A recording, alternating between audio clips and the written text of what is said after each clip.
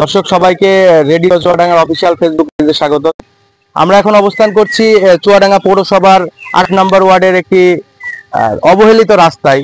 তো আপনাদের যদি রাস্তাটা দেখায়, এটা কিন্তু পুরোটাই একটা রাস্তা এবং এই রাস্তাতে ২০০ থেকে ২৫০ মানুষ কিন্তু বসবাস করে। এই যে এইভাবেই কিন্তু মানুষ দিনের পর দিন এই বৃষ্টির মধ্যে পানি যখন বাঁধে, এইভাবেই কিন্তু তারা কষ্টের মধ্যে তারা বসবাস করে। আমরা যদি একটু কথা বলার চেষ্টা করি যে ভাই রাস্তার শেষ মাথায় এই যে হাল, এই হালে আপনাদের কিরকম ভোগান্তি হচ্ছে একটু যদি জানান। ভোগান্তি ভাই, আমাদের তো প্রতিনিয়ত রাস্তায় চলাচল করাই কষ্ট।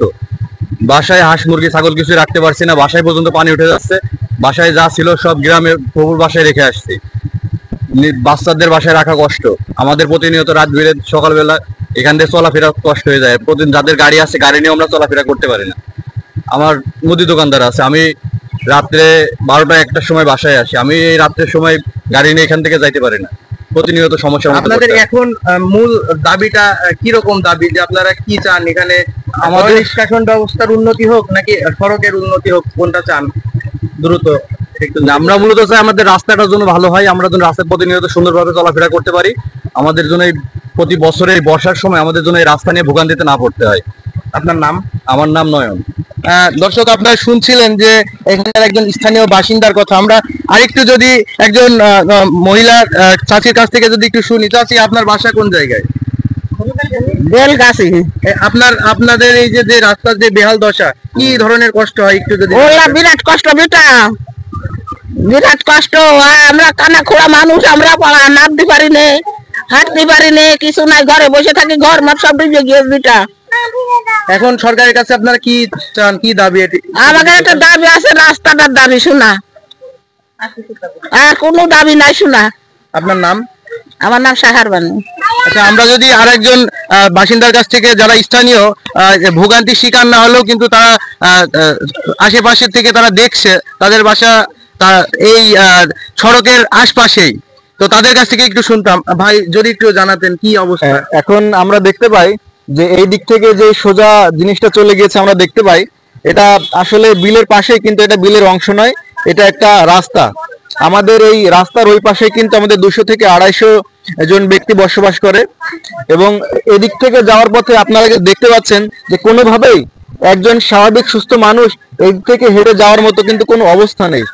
এদিক থেকে হেঁটে গেলে আমরা দেখেন, আমি আরেকটা ঘটনা আপনাদেরকে মনে করিয়ে দিতে চাই যে আমাদের চুয়াডাঙ্গার একজন মেয়ে কিছুদিন আগে ঢাকাতে আপনার ড্রেনের মধ্যে কিন্তু সে পা পিছলে পড়ে যেয়ে সে কিন্তু নিহত হয়েছিল। তো আমরা চাই না যে আমার চুয়াডাঙ্গা জেলায় এমন কোনো ঘটনা ঘটুক।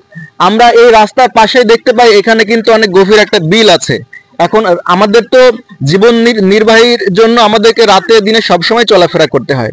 এখন চলার ক্ষেত্রে আমাদের রাত্রে যাওয়ার সময় যদি এখান থেকে পা পিছলে কেউ বিলের মধ্যে পড়ে যায়, রাত্রে কিন্তু তার ওখান থেকে উঠে আসার কোনো সুযোগ আসলে থাকে না।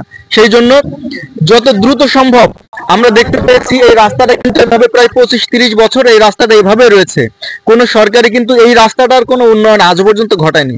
আমি ইন্টারিম গভর্নমেন্ট বর্তমান ইউনূস সরকারকে বিশেষভাবে অনুরোধ জানাচ্ছি যেন এই রাস্তাটা, বিশেষ করে আমার ৮ নম্বর ওয়ার্ডের এই বেলগাছির মধ্যে শুধুমাত্র এই একটি রাস্তায় সব থেকে বেহাল এবং দুর্দশা অবস্থায় আছে।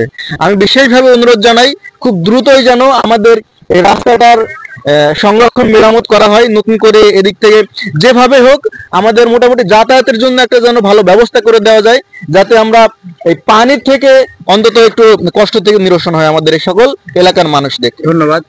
দর্শক, আপনারা শুনছিলেন যে এই ৮ নম্বর এই পৌরসভার এই ৮ নম্বর ওয়ার্ডের যে বাসিন্দা, তাদের কি দুর্দশার কথা বা তাদের সরকারের কাছে কি দাবি। তো এই দাবি থাকবে পৌর প্রশাসকের কাছে যে যেন দ্রুতই এই ভোগান্তির অবসান ঘটে এবং এই সড়কের দ্রুতই সংস্কার ঘটে।